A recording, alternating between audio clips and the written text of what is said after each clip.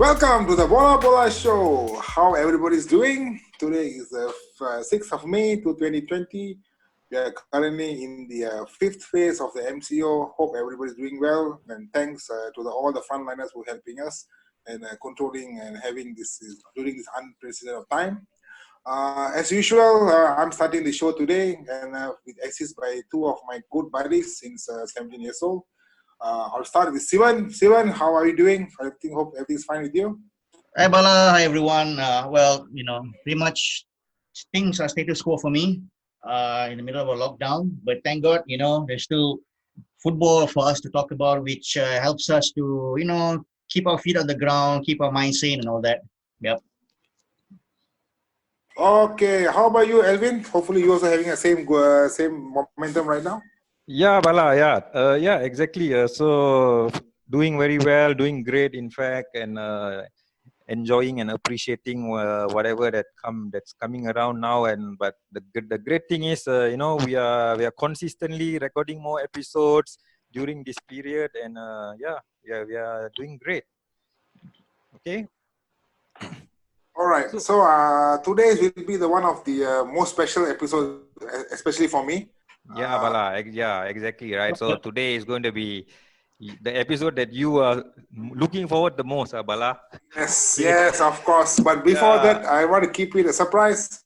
Perhaps, Elvin, can you start with introduce the guests? Yes.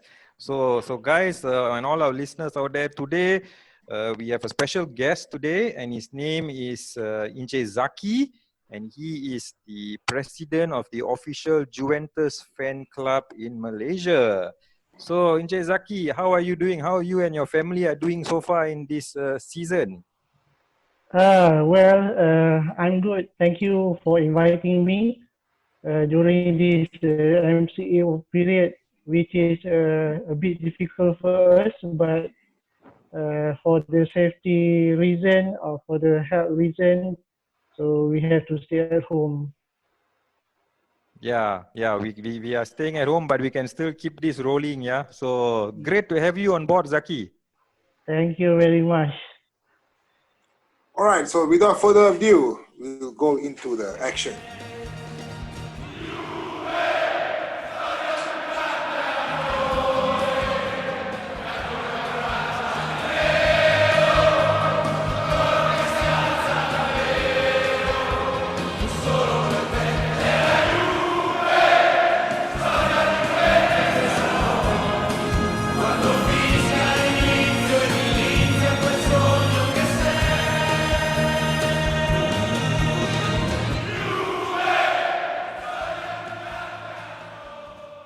Okay, guys, and welcome back again. And so now we would like to know and get to know Zaki a bit more, So Zaki, why don't you let us know a bit of your background and what's your Juventus story? Why do you start or how do you start supporting Juventus? Yes. Okay, my full name is Muhammad Zaki Abdul Rashid. I am 41 years old, hail from Batu Pahat, Johor. But now I'm residing in Bandar Baru Bangi for almost 30 years. Oh, okay. Yes. So I'm the JDT fan. Before that, I'm the Johor FC fan and Johor FA fan. So I'm supporting Juventus. So it's a triple J. Wow. There you go. And so you're J all the way, huh? Yes. And I have the Japanese background from my mom. Mm-hmm. Oh, okay. Because my great-grandmother was a Japanese. Mm-hmm. So that's also J. It's also J.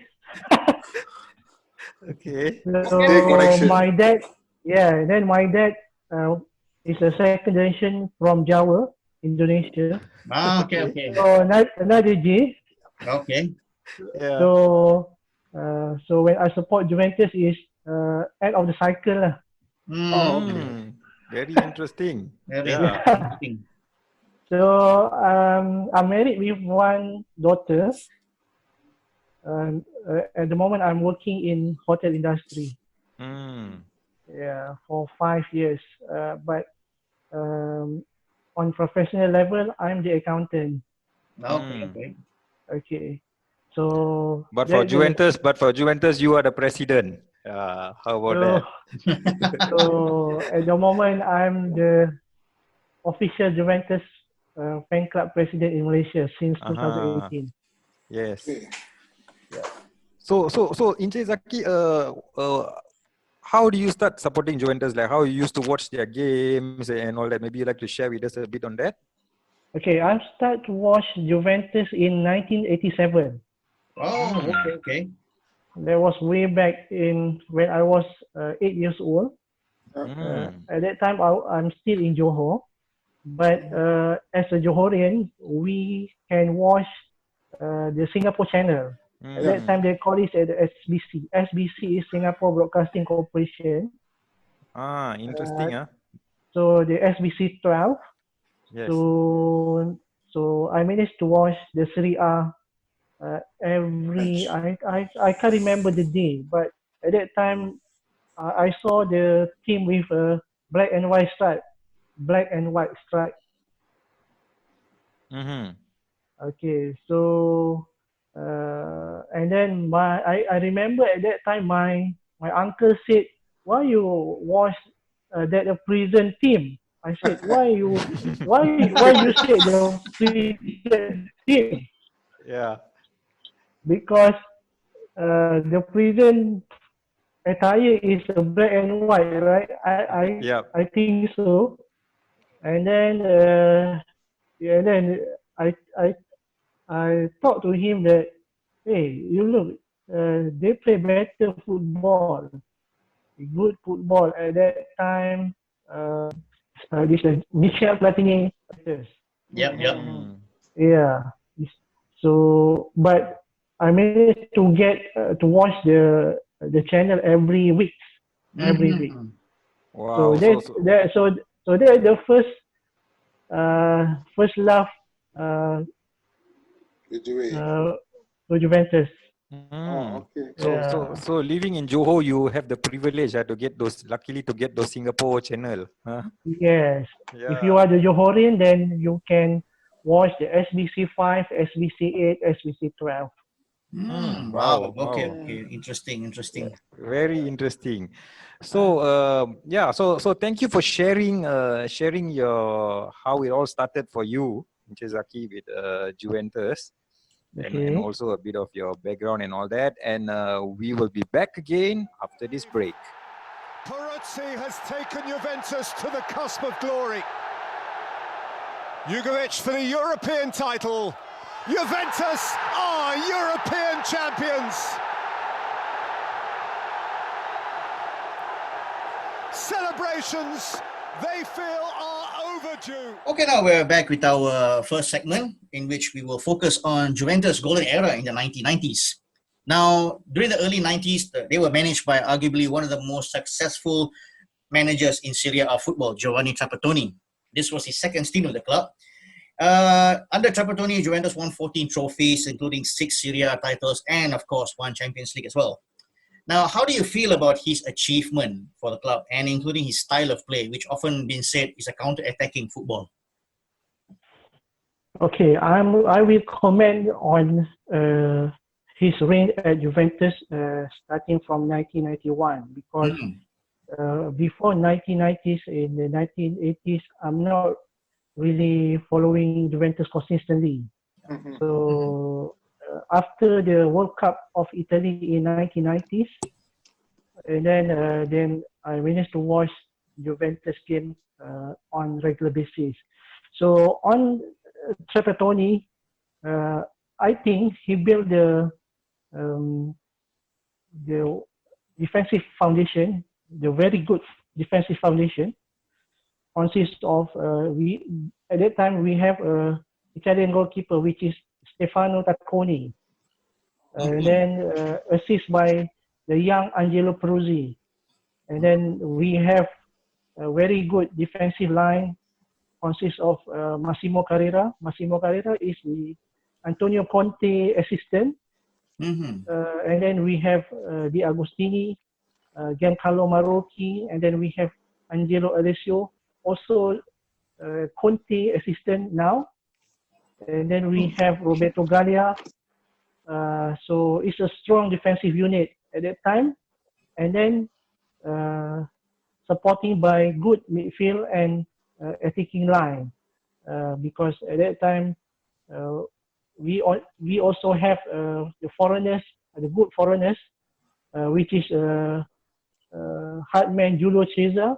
She is the Brazilian, and then we have Jürgen Kohler, Germany defense, very good defender, and then we have Stefan Reuter, the midfield from Germany, and then we have the following season we have Andreas Moller.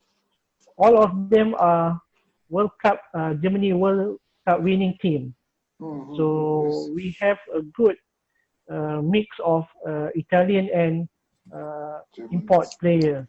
We have Roberto Baggio, we have Toto Schilacci, the Golden Boot winner in 1990 World Cup, and then we have Pierluigi Casiraghi. So Mr. Trapattoni managed to build the good defensive foundation with a systematic counter-attacking style. During the 1991 and 1994, he didn't manage to win the Scudetto, but I think the style of play is good to challenge on the domestic level and the European level. So it's a good, and he also won the UEFA Cup, I think so, in 1993. So it's a good achievement for the second stint by Mr. Trapattoni. I think he's a good manager. Okay. Okay. I think follow up with the Trapattoni, I think one thing comes to our mind is Massimo Lippi. It is a famous cigar. I think even Sir Alex Ferguson has a crush on him, I think I would say, because I always admire the way the style springs and he never age. I think he has two stints with the Juventus from 1994 to 1999 and also in 2001 to 2004. I think his remarkable achievement is, of course, Serie A title, which is, I think, becoming a common thread in Juventus.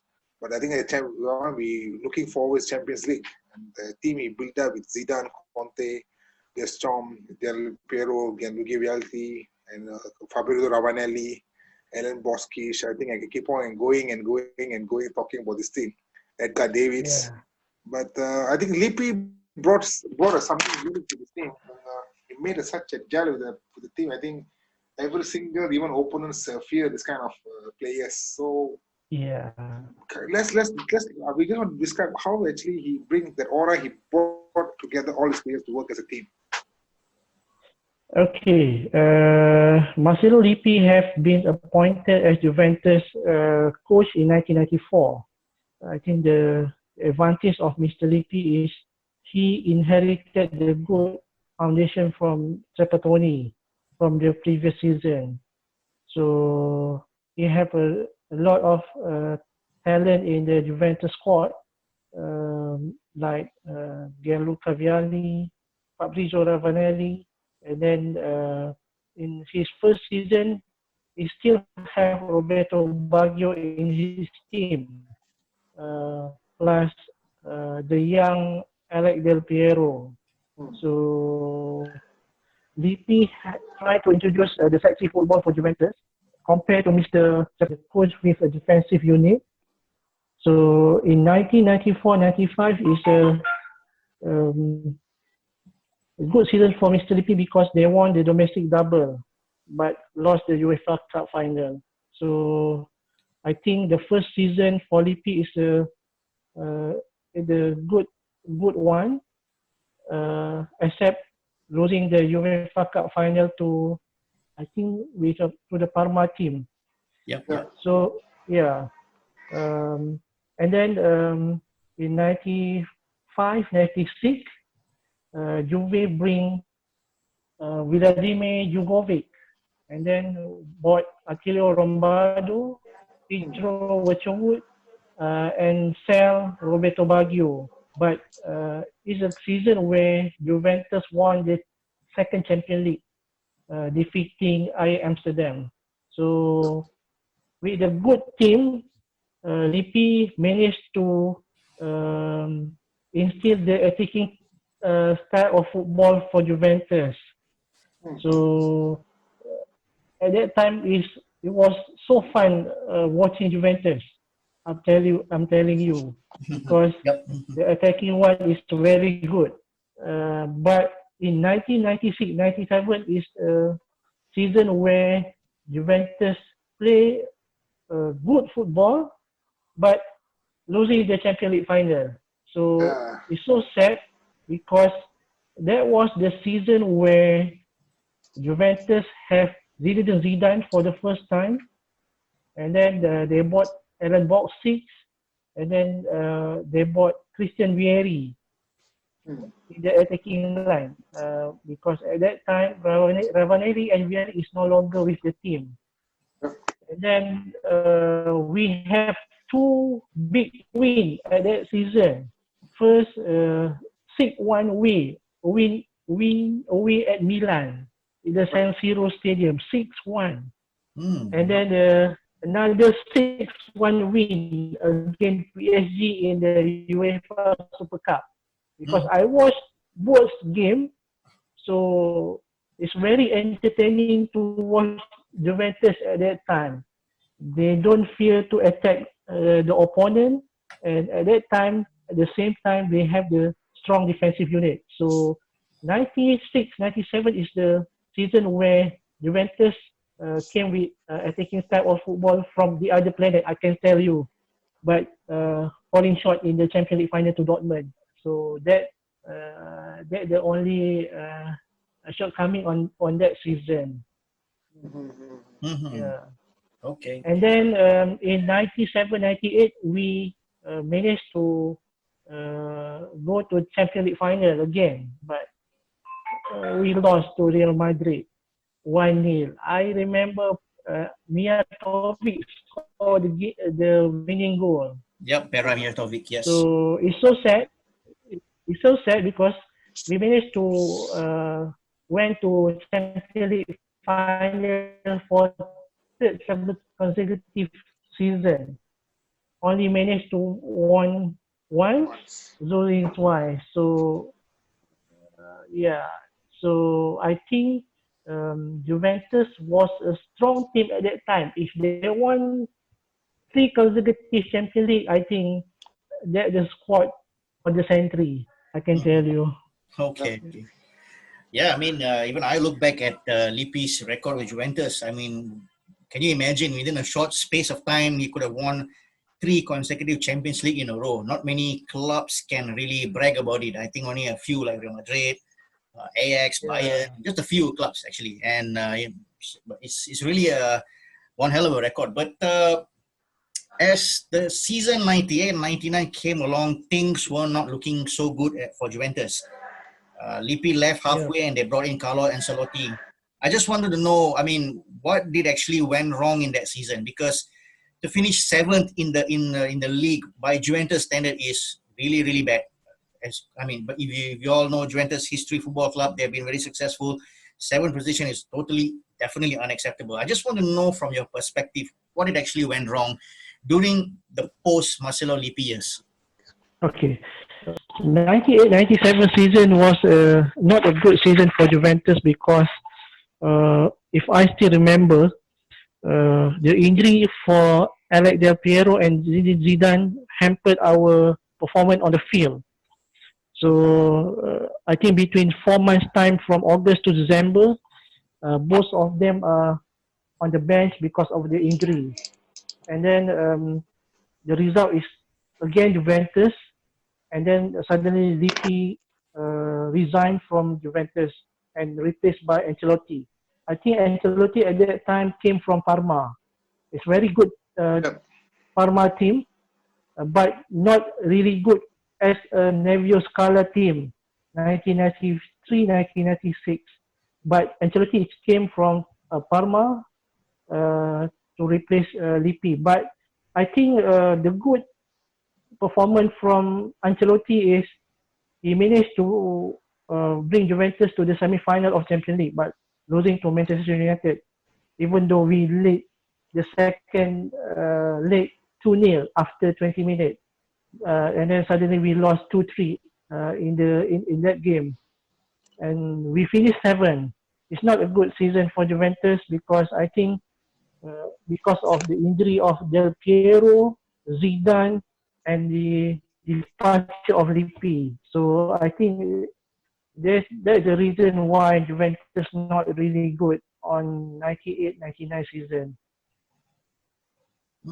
Okay.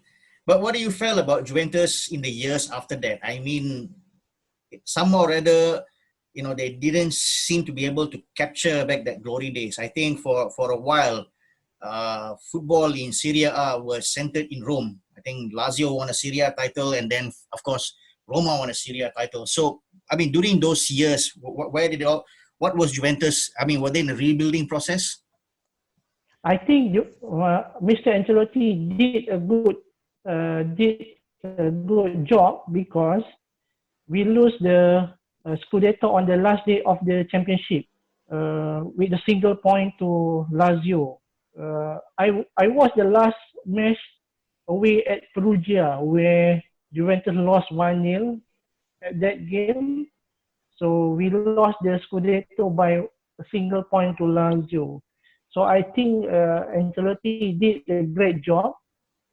Finished the second in the Scudetto, but the shortcoming is losing to Celta Vigo in the UEFA Cup. I remember the game. We lost 4-0 away at Celta Vigo. So when we lost to Celta Vigo, I think Juventus not really recapture the previous form in 1995 to 99.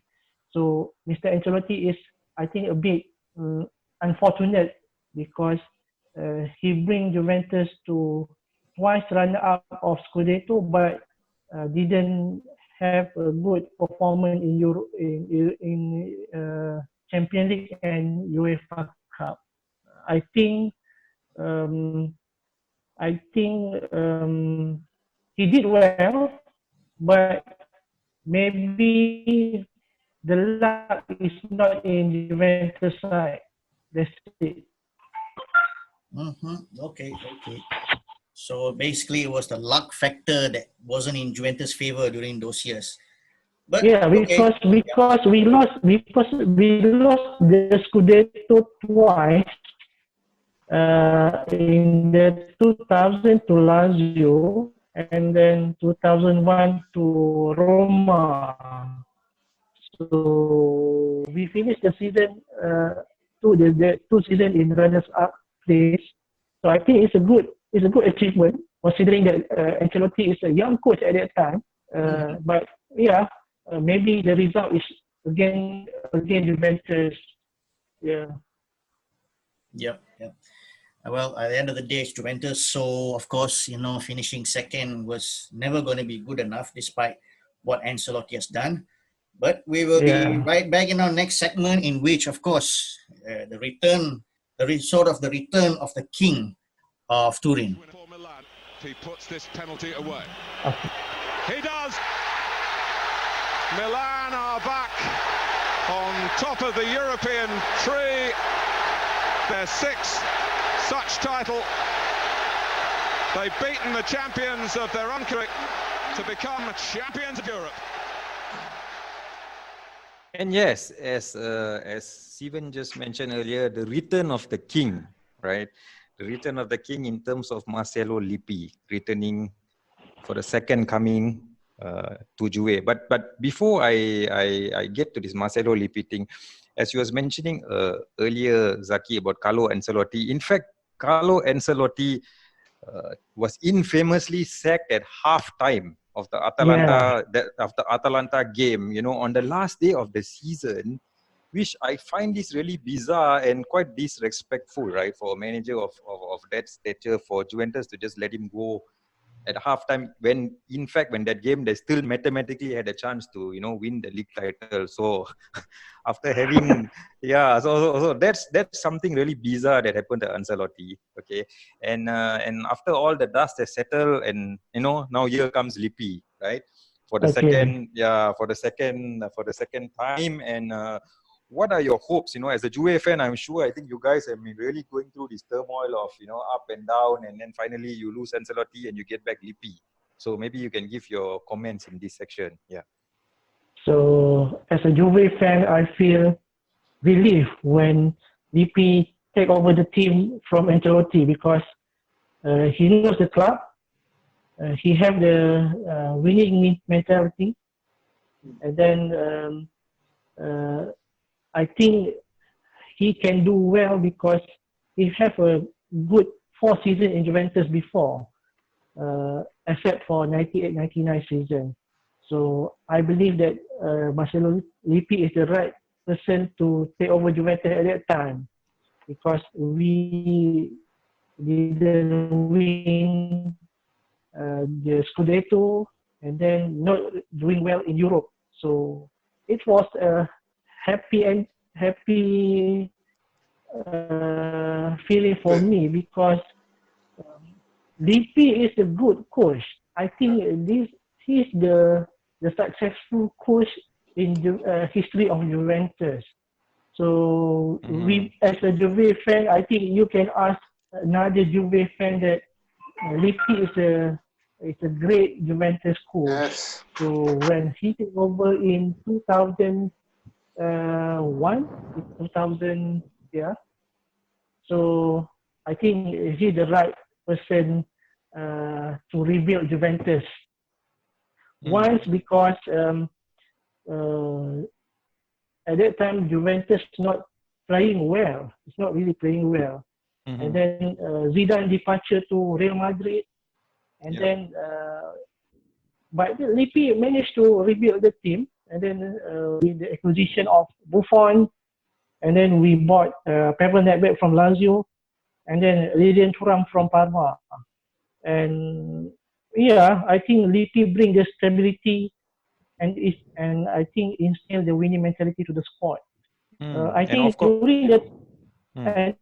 during that time, I think the 2002-2003 season is a good season for Juventus because we won the Scudetto. And then went to Champions League final. Only we lost the penalty to Milan. So yeah, it was of course, a good the Champions League season final. in because in 2002-2003 we managed to beat Real Madrid, Barcelona, and then we went to Champions League final.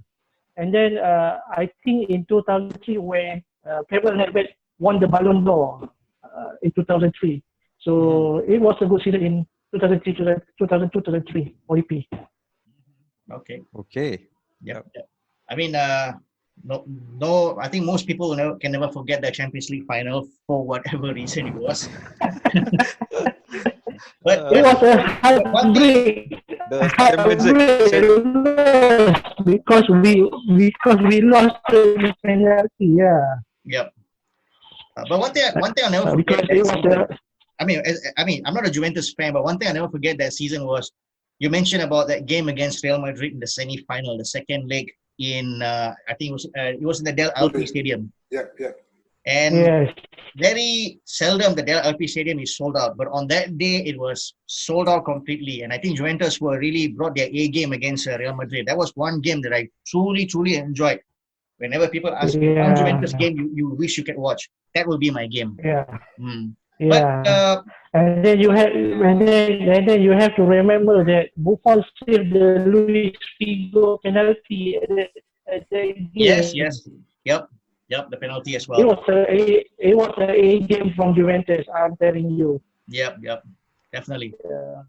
And now, of course, Lippi departed in 2004. I mean, he took over as a manager of Italy, which was, ask me, is quite expected. I mean, he's already accomplished everything at club level. The next thing, definitely, of course, is what he can do in international football. In came Fabio Capello from Roma, and of course, Capello also brought Emerson with him. I think.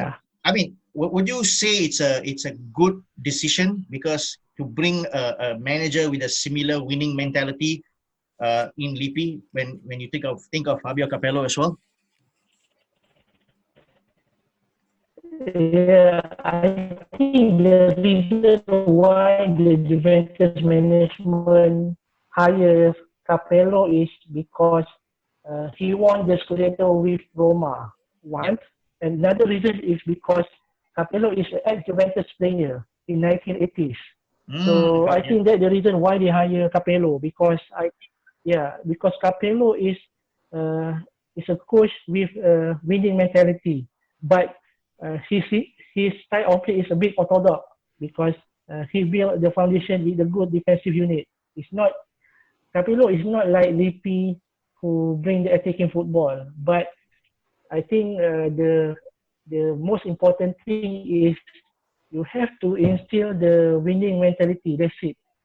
So I think Capello bring that kind of thing to Juventus and won the Scudetto twice for 2 consecutive years. Mhm. So I think the appointment of Capello is a correct one. Only that we lost in Champions League twice to I think Liverpool and Arsenal. So that's the only shortcoming for Juventus on that 2 seasons. That's it. Okay. So basically, we will end this segment. And coming up next, of course, is perhaps a time where I think most Juventus fans, probably the most painful, the most hurtful times of being a Juve supporter, and which I'm sure both Bala and Zaki will have a lot to share for us. So stay tuned. The summer of 2006 was chaotic for Italian football. Despite hoisting aloft the World Cup, they were also embroiled in a domestic disgrace, with the Calciopoli match-fixing scandal having rocked the country and plummeted Serie A holders Juventus into Serie B. The old lady lined out against Rimini on the opening day of the season, bottom of the league on -9 points. Let's take a look at what could come of that team. All right, so welcome back to the show. As you can hear the voice recording, this is the dark era of the Juventus as a fan because Juventus was the engulfed in the Serie A or the part of the Calciopoli. Basically, it's what you call mess scandal, which got the maximum penalty. Unfortunately, Juve got striped the title in 2005 and 2006, which they won, and were awarded to Inter Milan, adding salt to the wound. They also relegated to Serie B with a 9 point deducted. I think for any football fans around, I think doesn't matter any club. I think this would be a bigger setback perhaps in our life. I would say. I'm sure Zaki, you have went through the same feeling because I was basically to be frank with you, when I heard the news, it broke my heart. I remember even Gianluca Pesotto, even he tried to commit suicide after he got to know about this matter, and I think it was challenging time for Juventus fan, and of course we lost great players. Like I think a lot of clubs surrounded Juventus, like Vultures. We also lost players like Thuram, Patrick Vieira, Zlatan Ibrahimovic, even our World Cup winning player Fabio Cannavaro. I don't know how to say what actually went through that moment of period of time. How it felt. Okay, it was absolute disaster for Juventus for playing in Serie B because of Juventus status. I think, as a Juventus fan, we never imagined that Juventus playing in Serie B. And then when we demoted to Serie B, of course we losing a key player because nobody want to play in Serie B. We lost a player like Cannavaro to Real Madrid, Thuram Zambrotta to Barcelona, Emerson to Real Madrid, Patrick Vieira and Ibrahimovic. So, but at that time, we still have a season companion like Buffon, Nedved, Del Piero, Chiellini, Trezeguet to guide the other players. So, I think, and then we have young coach of Didier Deschamps, the ex-Juventus captain. So when we play in Serie B, I still remember the first game versus Rimini, the small team in Serie B. The match was ended 1-1. So I'm thinking, because I watched the game until the end of the game, and then I think you draw 1-1 with Rimini because we never heard about the team, and I think that the season would be hard and long because we have to consider that Juventus has been deducted with 9 points. So it's not easy, but eventually Juventus won the next 8 to 9 games and won the Serie B ahead of Napoli. I think with ahead of Napoli about 5 or 6 points. So it was a good season. Albeit is a painful one, but we managed to not to stay in Serie B for more than one season. I think that was an achievement because if we play the Serie B for 2 seasons, that would be a major disaster for Juventus. So come out from Serie B in one season, I think it's a good achievement for Deschamps and the players. So that is my opinion on Juventus in Serie B. Okay, okay. But how did you feel as a fan, the outcome of the match scandal of Calciopoli in the extent by Italian? Is it fair for the club? Because to be frank, for me, I think there's lots of conspiracy theories, and with the Inter Milan intervention, and people are jealous with Juventus' success. But as a fan, do you feel is it fair?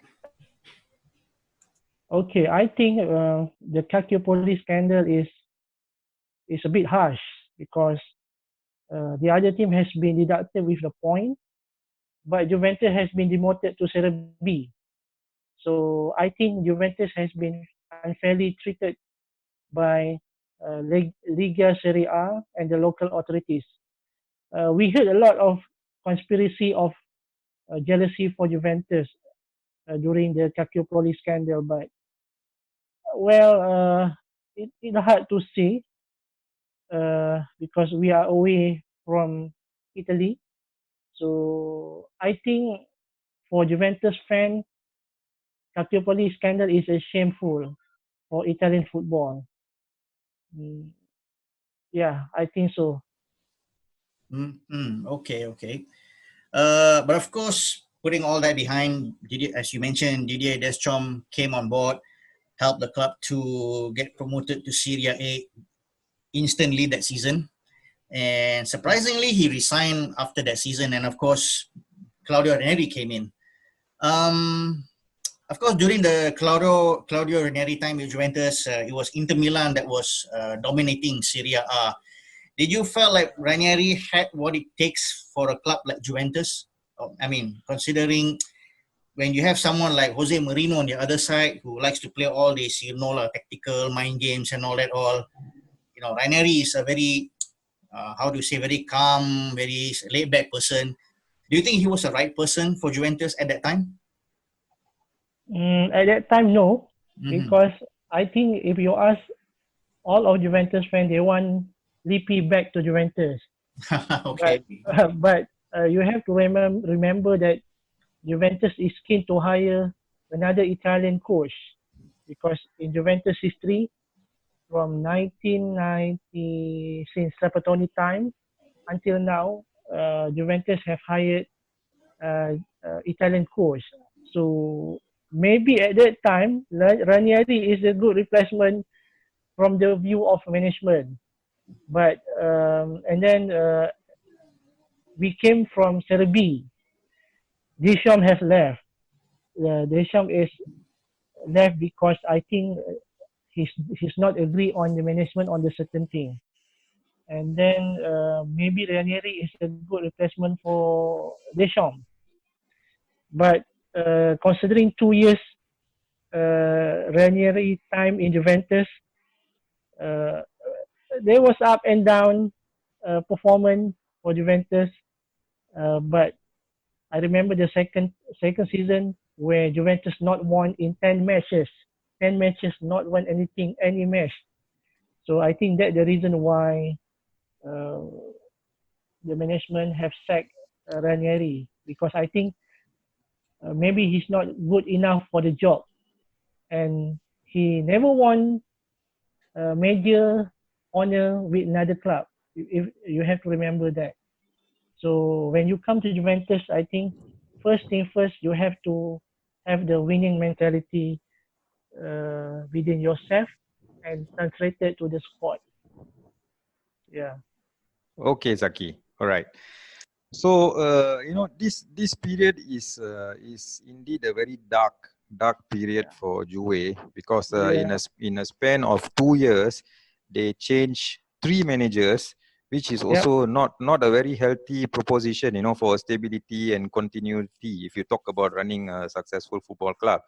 So what do you think happened here, Zaki, during this era where 3 managers, Ciro Ferrara, Alberto Zaccaroni and Luigi Del Neri, and the club ended up 7th place, not once but twice, 2 seasons in a row, and they started to look like a mid-table club, with AC and Inter Milan on the other end doing extremely well. So, what do you think was wrong with the squad, and what was Juventus management? Was it all their fault during this turmoil? Yeah. Okay, I think Juventus management did a wrong decision in hiring the coach of Ferrara, Zaccaroni, and Del Neri. One thing, because they don't have the winning pedigree as a coach. Ferrara came from Juventus Academy. Of course, he don't have the coaching pedigree. And then came Zaccaroni, who has been sacked so many times by his previous club. And then the most embarrassment moment where Juventus lost to Fulham. I still remember the game. Yeah. We lead 3-1 in the first leg, and then we lead 1-0 in the second leg, and then we conceded 5 goals to Fulham. I can imagine we lost to a small English team like Fulham. So that's the match that we have to forget, because it was a painful one. And when Zaccaroni has been sacked, the management did the wrong decision, because they hired Luigi Del Neri. I think he came from Udinese. In my perspective, some coaches can coach a small or mid-table team, but if they come to the big team, I think they will struggle to find the form of coaching. So that's the problem for Ranieri, for Ferrara, for Zaccaroni, and Del Neri. So all the coaches don't have the winning pedigree. That's it. So you think it's only due to the coach and not about the squad or the Juventus management themselves? I'm sure the Juventus management, like you say, are also to be blamed for this, right? For the hiring. But what about the squad? Do you think the squad was a capable enough squad? We still have Del Piero, we still have Nedved, we still have Buffon, we still have Trezeguet. I think the coach cannot gel the team as what Lippi did to Juventus. We still have the squad, but sometimes we not win in 8 to 9 matches. So that was a disaster for Juventus fans. Yeah. When it comes to that, it's not acceptable. Not winning in 8 to 9 matches. Yeah. So I think the coach and the player also have to blame. But I think I lay the blame to the Juventus management, because they hired the wrong coach. That's it. Okay, all right. So I think, enough of all the dark era and all the bad times and all this, and let's look forward to our next segment, which we will get into the rise of Juve. So we'll be back again, guys, after this.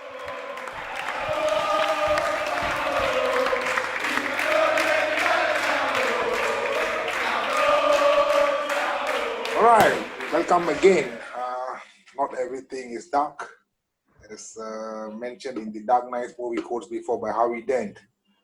The night is the darkest just before the dawn. And I promise you the dawn is coming. Come in, Juve favorite son, Antonio Conte. And I think he went Juve first Serie A titles in 2004, considering that 2005 and 2006 were stripped. And to make it sweeter, he won the season with unbeaten. We had very good players coming in, talented players, and I would say a Juve type of player like Tevez, Pirlo coming as free transfer. To be frank, during that time, especially when Tevez signing came in, I was very relieved because what we saw him in the Manchester United, and we're getting this kind of players from previously, like a type of what do you call that? Like B type, like even like what they call that, the Brazilian striker. Diego came in as attacking midfielder player before to Juventus. And also Antonio Conte, I think he had a very successful season with Bari, if I'm not mistaken. So as a Juve, once again, what we're going through your mind after all the suffering, and you saw finally them carrying the Scudetto again. I think the appointment of Antonio Conte is because he knows Juventus very well, because he is the captain in Juventus, and then his name has been emblem in Juventus Museum as one of Juventus legend. I think the most advantage thing that Conte got in his first season is Juventus don't have the European commitment, so they can concentrate on the Serie A itself.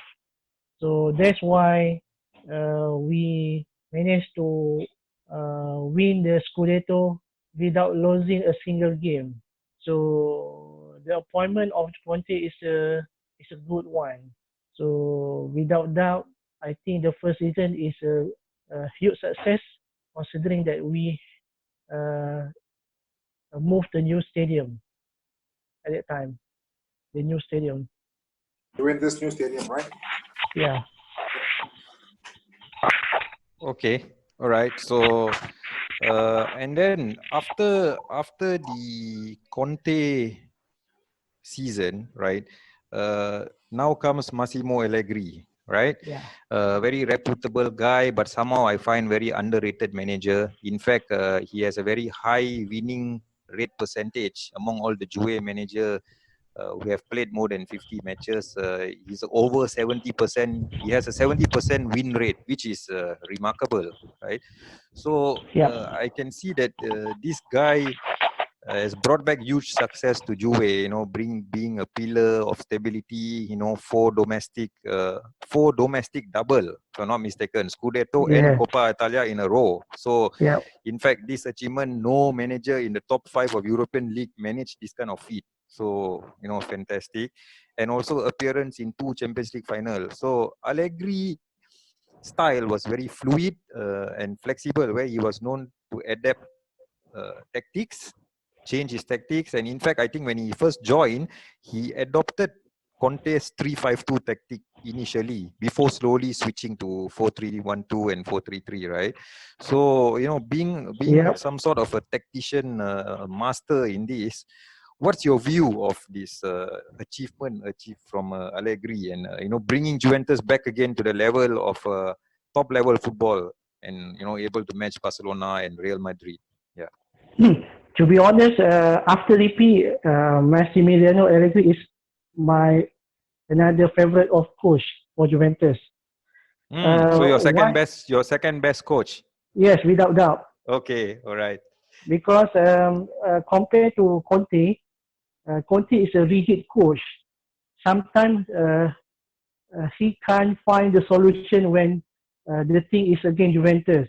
But during the Allegri time, I agree with you that he adapted the Conte formation during the first season, and then he slowly go to 4-2-3-1, 4-3-3 formation, considering that who is your opponent. So that's the good thing about Allegri, because he have the tactical flexibility. And then he he won the domestic double for 4 consecutive years.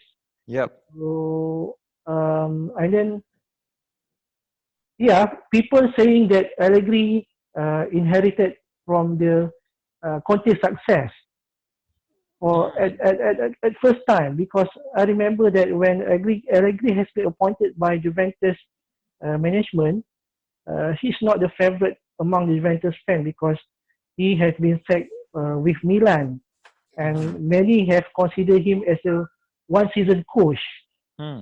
So when he won the first title with Juventus in 2014-15, Yep. at that season, we managed to went to Champions League final. Only that we lost the game to Barcelona. Yep. So with the same squad from Conte, plus Alvaro Morata, because Morata has been bought by Conte, but he didn't manage to use Morata. So Allegri managed to use the same resources, won the Scudetto, won the Coppa Italia, and then reached the Champions League final. So I think this is a good achievement on his first season. Yeah. And then in the second season, we lost to Andrea Pirlo, and then we lost Arturo Vidal. But Allegri still managed to bring domestic success.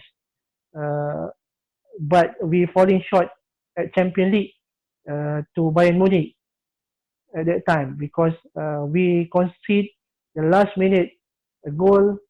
I think that one scored by Lewandowski. But it was a good season. It was a good second season for Allegri because won the Scudetto, won the Coppa Italia with almost the same squad minus Pirlo and Vidal. So Allegri is a good coach when Juventus went to the third season in 2016-17. He won another domestic double and reached another Champions League final where we lost to, of course, Real Madrid. It's a painful night in Cardiff at that time. Yeah. But Allegri is, I'm telling you the truth that he's a good coach for Juventus. Because in his I think his 5 seasons with Juventus, he Yeah, never 200 over games. Yeah. Yeah, he never failed to deliver the trophy to Juventus, either the Scudetto or Coppa Italia. Yeah. So after Lippi, Allegri is the coach for the Juventus style of football. Yeah, and you see, it's a very interesting approach, right? He, like a new guy come in, right, and he don't completely take the whole team and put out, completely change the tactic. He slowly try to use back the old tactic of the old manager and try to adapt in that way, right? Because sometimes some new coach come, I want my style and I'm going to completely change the team and all this, and that's when everything may go haywire. So I think Allegri, something special about this guy.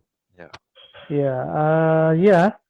Only that in his final season, only managed to win the Scudetto, losing the Champions League to Amsterdam and losing the Coppa Italia to Atalanta. Yeah. So in his final season, it's not really encouraging, despite we have Ronaldo in our squad. Yep. But the 5th season is the successful one for Allegri, without doubt. Yep. Okay. Okay. Of course, when Allegri left, in comes Maurizio Sarri to lead Juventus. And of course, Sarri was just coming over from a somewhat successful season with Chelsea, winning the Europa League with them. And of course, with Sarri comes the hype, which is called the Sarri ball, the brand of attacking football championed by Sarri himself. Did you feel this was what Juventus needed in order to take the next step further? Because Allegri has already created a strong foundation. Only thing maybe the lacking was not able to win the Champions League, as you mentioned. So with Sarri on board, were you expecting Juventus to, lift off to another stage?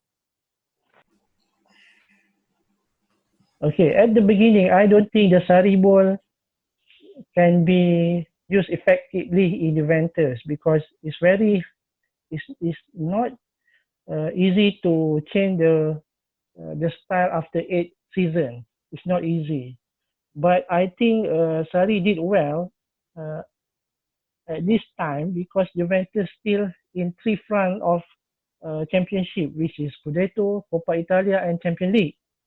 So up until March, I think Sarri did well, except he have to handle the underperforming performance by Miralem Pjanic, because I think the biggest problem for Juventus this season is Pjanic, because he did not doing well, so it affects the whole team.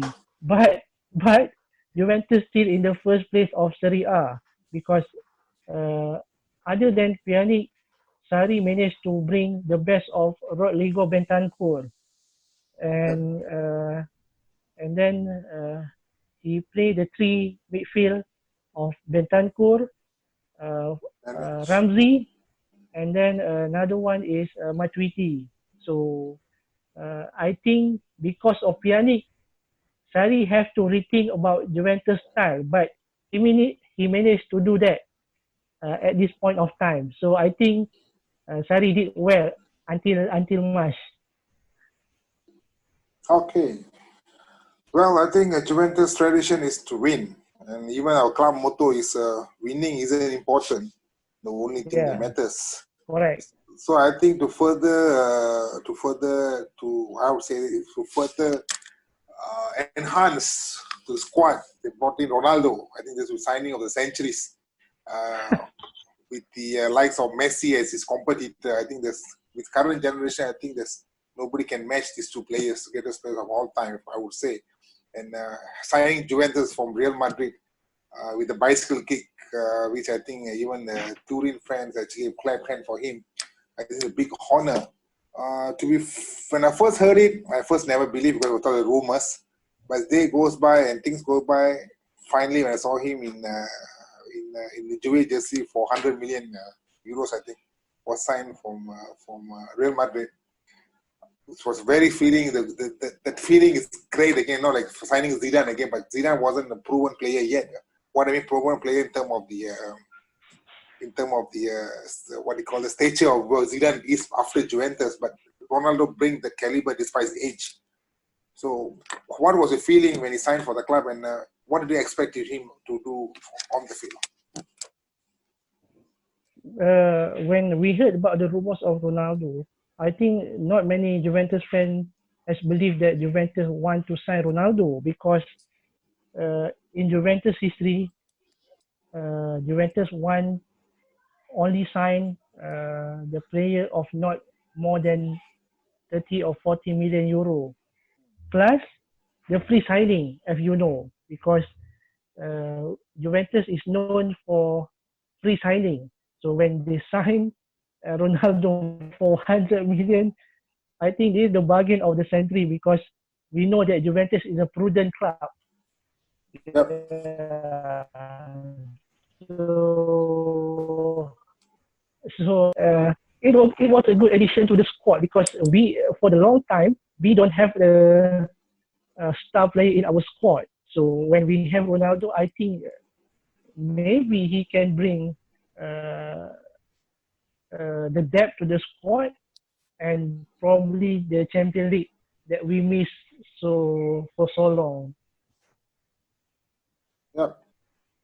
Well, Ronaldo, thank you for signing for Juventus.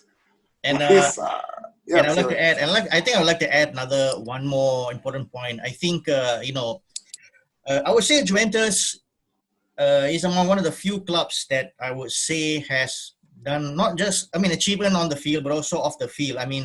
Having their own stadium, their own brand, their marketing, the whole J logo and all that has really taken the club off.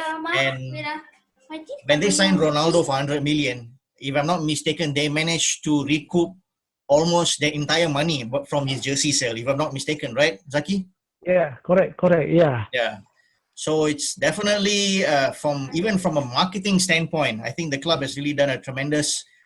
It might have been a risk for some clubs, but I think Juventus knew what they were going in. They knew what they were going to expect out of Ronaldo, who still hasn't really, dropped an inch yet for the past. I mean, ever since we saw him playing. But I mean, do you think that Ronaldo is the player to finally deliver the Champions League for Juventus? Oh well, I hope that Juventus win the Champions League this season, because normally during the first season maybe he have the difficulty to bring his best performance, and maybe the other player are a bit shy to Ronaldo. So maybe in his second season, hopefully he can bring Champions League to Juventus. I mean this season with Sarri as a coach. So I think Ronaldo is a good factor for Juventus to move forward from the previous 8 season. Okay, all right. So with that said, we will end this segment of our show. And coming up next, we're gonna have some fun in our next segment. So stay tuned. And then Ronaldo! What a goal by Cristiano Ronaldo! Sensational! The greatest marksman in the history of the Champions League with an absolute beauty! My word, if you pipe up to us, all the Juventus fans around us are on their feet applauding. What an incredible sight. You can see around the ground, not just the Real Madrid fans, the Juventus fans. Okay, now we're back with a new segment. And of course, this time it's a little bit more laid back, a little bit more fun. We're going to ask our Juve guests and including our Juve hosts as well. We'll give them 2 options and let's see who they prefer. So Zaki, battle among the managers between Trapattoni versus Lippi. Who do you pick? Lippi. Lippi, okay. Yeah. Any particular reason? Because I didn't watch Trapattoni much, but I think I'll see from the point of view during Lippi's 6th season in Juventus. It's either he won the Champions League or he won the Scudetto. At least he won the Scudetto, and he bring the Juventus as a real challenger in European football. Okay. Yeah. Right. So moving on, I think Juventus are known for Frenchmen. I think nothing beats Zinedine Zidane and Michel Platini. Who you think is the greatest signing? Okay. Because I live in Zidane era, so I prefer Zidane. Okay, that's a straightforward answer. All right. Elvin, how about you? Yeah. So now Zaki, we come back to the famous number 10 of Juve. Okay. Okay. So I think we got, we're gonna put 3 names here, but I think this should be there shouldn't be a match in this when it comes to your answer. Well, let's see what you're gonna answer. Okay. So who's your best number 10? Del Piero, Dybala, or Baggio? Of course, Del Piero. There can only be one, right? Mr. Juventus is Del Piero lah. Yes. Yeah. Okay. So but if I had to pick, sorry, Zaki, I'll go for Baggio. Oh, okay. Yeah, I love watching him. That's why. That is your choice. Yeah. Okay, right. What do we got next? So next, the battle of the number 9. Filippo Inzaghi versus David Trezeguet. So who would you pick then? I prefer David Trezeguet over Filippo Inzaghi. Okay. Any particular reason?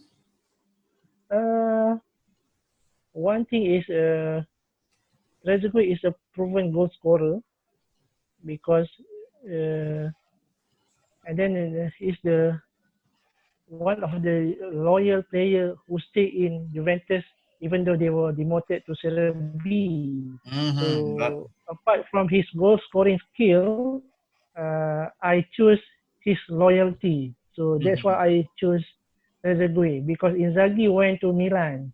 So I choose Trezeguet. Okay, yep. And of course, when we talk about loyalty, Bala, I mean, he recently wrote an article on David Trezeguet, something which I think touched a lot of Juventus fans. And I'm sure David Trezeguet himself would have been very touched by the article. All right, Bala. Okay, moving on next. All right, moving on. Thanks, Ivan. I think Juve known for free transfers over the years. I think it's getting more and more exciting. In fact, every season I look for who Juventus is going to sign free transfer more than who they're going to pay for the transfer. But I think nothing beats Pogba and Pirlo. Pogba brings a kind of young, talented vibration and also off-the-field advertisement in terms of Adidas and sponsorship. But Pirlo brings the typical Italian Albertini kind of style, you know, calm, composed, get the job done, and getting things moving forward.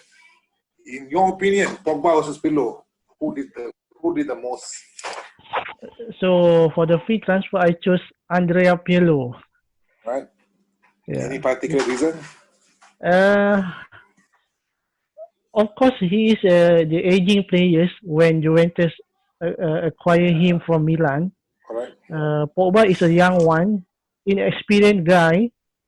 Have a lot of things to go in the future, but Pirlo bring the stability, the composed, the typical Italian that suit Juventus. So that's why I choose Pirlo. Okay, I think it's a wise choice.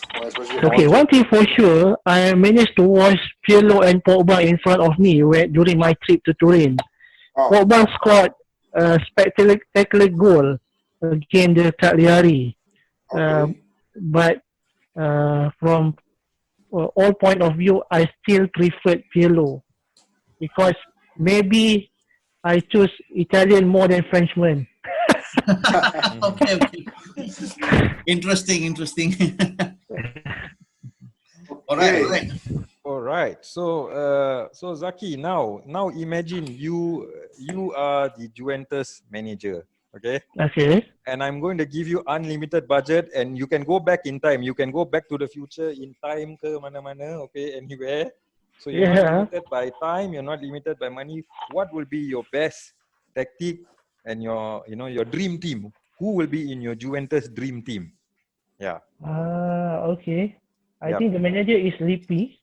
And then I prefer the 4-1, I think 4-3-2-1 formation. Okay. I think 4 defender of Lilian Thuram on the right. And then the center of defensive line is Cannavaro. And then partner with Paulo Montero. Wow, right. Okay. The Uruguayan guy. Yeah, no nonsense guy. Yes, the no nonsense player. Yeah. And on the left, maybe I'll choose Gianluca Zambrotta. So this is the defense of 4 players. And then the 3 in the middle is I'll choose Pirlo, Zidane, and Arturo. And then the 3 attacking player is Del Piero, Nedved, and Ronaldo, of course. So that is my personal dream team. Wow. Wow. Okay, that's an impressive lineup. Yeah. Who I think with the Lippi as managing the team, I think this will make an interesting team as well. Over the years, moving on, next question. Juventus have a lot of rivals. I think from different podcasts, I never talk about Derby d'Italia or anything because Juventus is being hated everywhere. I would say. Yeah. Domestic or big European opponents. particularly remember one of the Champions League game. I remember when Juventus player was coming against Real Madrid. When Juventus player coming into the field, this Star Wars, what do you call that? What's the guy's name? Darth Vader song theme was going on when Juventus players coming to the stadium. So because of the anti-football, so once again, so we have a lot of rivals: Real Madrid, I would say Inter Milan, Torino, AC Milan, Roma, Lazio, Parma. Maybe I think half of the Syria hates us. Yeah. But who you think particularly Juventus' greatest rival in terms of domestic and European opponents? I think the greatest rival in domestic is Inter Milan. All right. I mean, okay, Derby d'Italia, we have proven that. And of course, the local derby is Derby della Mole between Juventus and Torino. Why they call it as Derby della Mole? Because there was one building in the heart of Turin city called Mole Antonelliana. So when either Juventus or Torino won the game, the city belonged to them. So that's why they call it as Derby della Mole. Oh, okay. Mm-hmm. Yeah, Okay. because in Turin city, most of the Juventus fans came from the suburb area, where the Torino fans came from the city. Okay. Yeah. It's an industrial city, right? Actually, to Turin. Yes. Yeah. Okay. What about Europe then? I mean, what sort of rival do you think Juventus has in Europe? I'd rather choose Real Madrid because Real Madrid is the team to beat in Europe. They won Champions League so many times. I think Juventus faced Real Madrid so many times, either in quarterfinal, semi-final, or the final. So I think in the European, on my personal view, I choose Real Madrid. Okay. All right. I mean, of course, I've had my biggest pleasure watching Juventus was against Real Madrid back in 2003, as I mentioned earlier.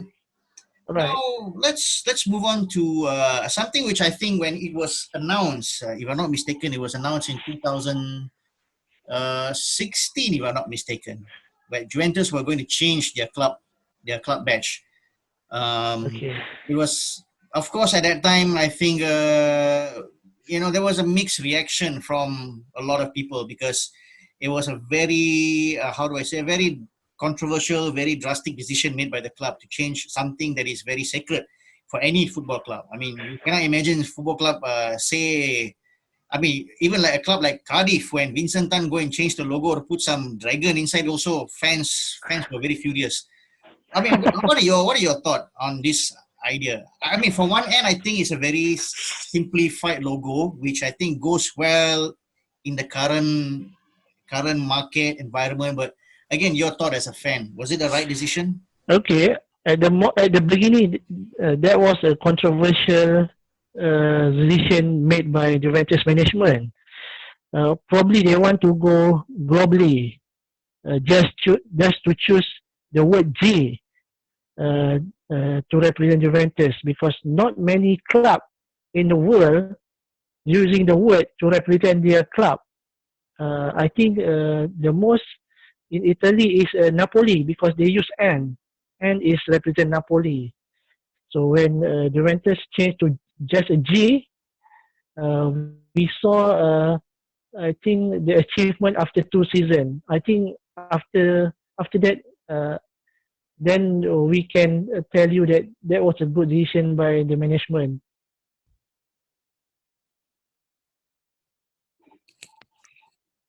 Okay, all right.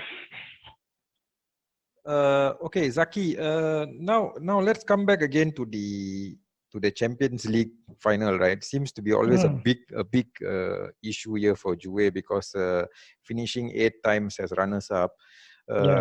Maybe you can share with us why do you think these things always happen to Juve at the biggest at the biggest time when it really matters, is it some sort of jinx or there's something there? And now, as you guys were mentioning earlier, can Ronaldo really be the man to take them to the next level?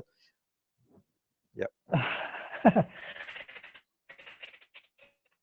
I watched Juventus lost the final 5 times. We lost to Dortmund, we lost to Real Madrid, we lost to AC Milan, we lost to Barcelona, we lost to Real Madrid again.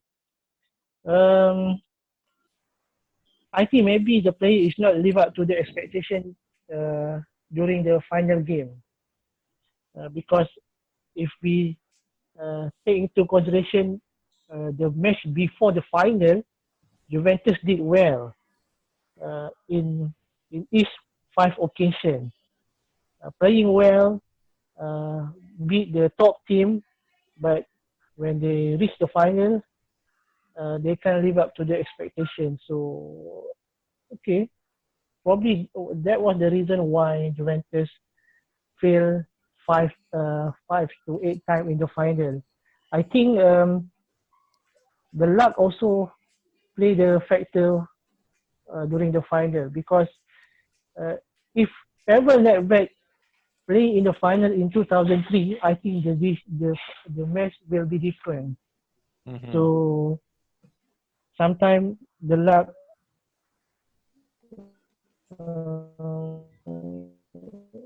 bring the success to the team during the final game.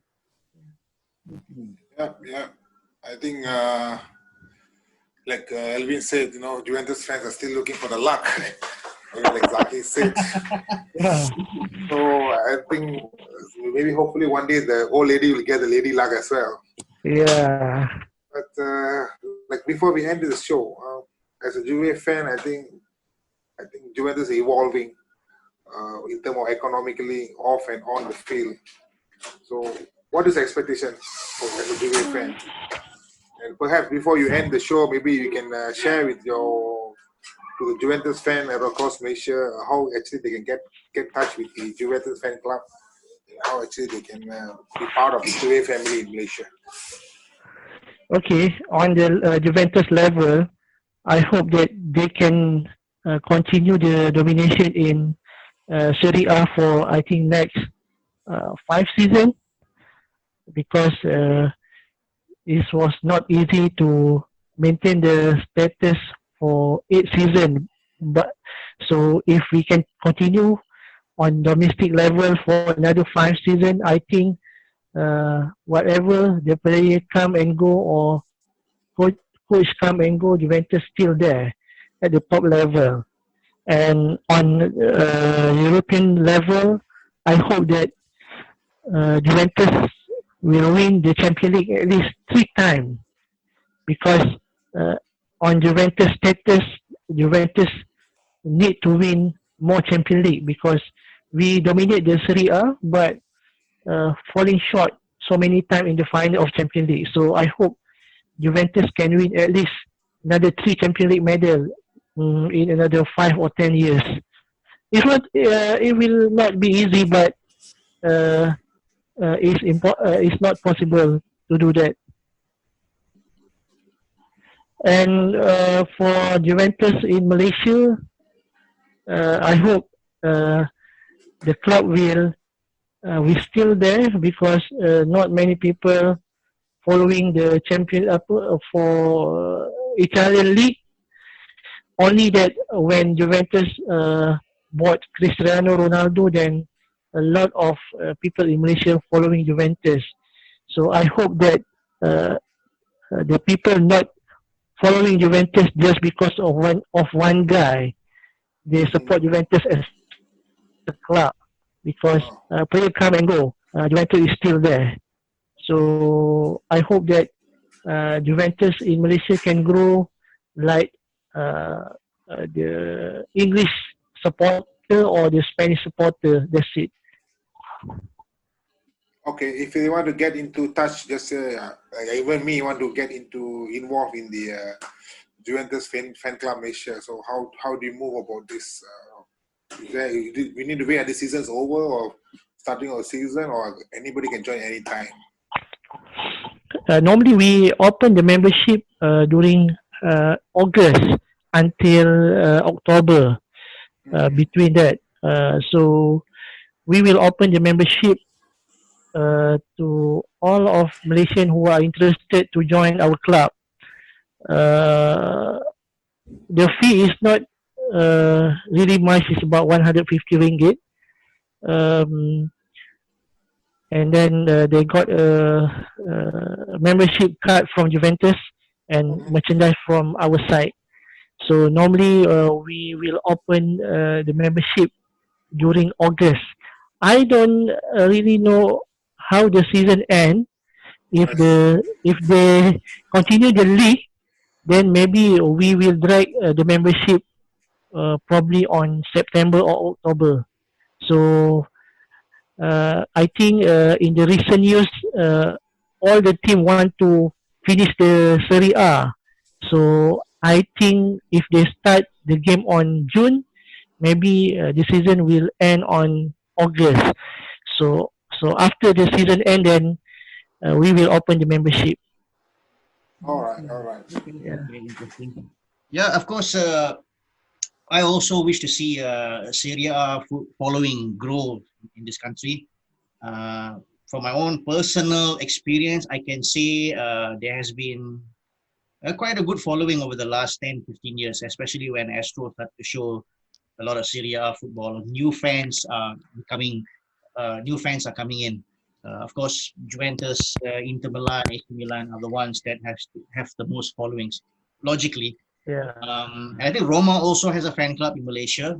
So yeah, I hope to see this league grows a bit, especially because I always have this sentimental feeling for Serie A because it's the league that I personally grew up in the late 80s and early 90s when a guy called Maradona was playing for Napoli. So there's always this sentimental feeling for me when it comes to Serie A football back then. Yep. Yeah. Okay. Yep. All right, Alvin.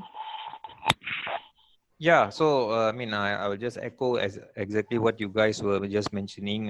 We hope that this will be all good times for Syria. Will come back, fan bases will increase, awareness and more awareness are there. Of course, with some of the clubs being acquired as well by different businesses and all that. So the spread of this knowledge of Serie A and broadcasting rights and merchandise selling and all this is just going to increase and spur, especially in this region here in Asia. So we look forward to great times ahead for Serie A football and for Juve, especially for you two guys, Bala and Zaki. Yep. Okay. So, any last words from you, Zaki? Okay, I think the last word is Fino alla fine Forza Juventus. In English, they say it as until the end, Forza Juventus. Okay. Nice. Yes. So black and white in your blood. Okay. So, guys, any last words from the rest of you all? Yeah, so I'd like to thank our friend Inche Zaki for joining us on this spot today. Thank you for joining our family today and having this very interesting and detailed discussion about your favorite club. Okay, I would like to thanks to all of you for inviting me for this session. And it's a pleasure to talk to all of you. Thank you. Sure. No problem from us. Thank you as well. Of course, it's a privilege to have someone from the Juventus family coming over here giving us their insight on the club. We hope to see a more similar conversation like this with other fans as well from other clubs. So, yep, that's all for me now. And Bala, end is yours. Okay, thank you so much. A great privilege to actually hosting this part of the Juventus thing. Zaki, thank you for your time. I know it's already late, but thanks for all the contribution did for the Bola show. We really appreciate it. Okay. You're most welcome. Hope to meet you soon, especially in Bangi area. After the MCO, let's meet up for a drink. Yep. Yeah, no problem. And before we end the show, You can come to Vecchia at any time. Sure. Yeah. Sure, will do. okay, no problem. So before we end the show, we wish to say the Majulah bola-bola untuk negara. So we end up there, right? Ready? Okay, here we go. 1, 2, 3. Majulah Bola, bola-bola bola, untuk bola, negara. Negara.